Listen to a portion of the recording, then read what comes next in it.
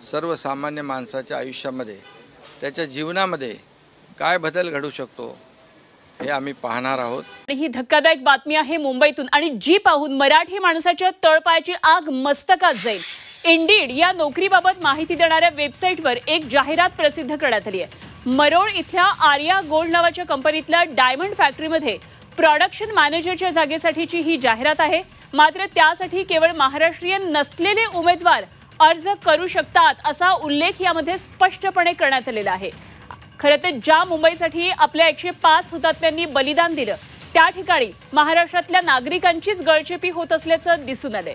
देशाची आर्थिक राजधानी असलेल्या मुंबई शहरामध्ये अनेक मोठ्या कंपन्या दुकानं आपला व्यवसाय करतात, मात्र मुंबईमध्ये नोकरीत महाराष्ट्रातील माणसालाच स्थान नाही हे पुन्हा एकदा या जाहिरातीमधून स्पष्ट होतंय।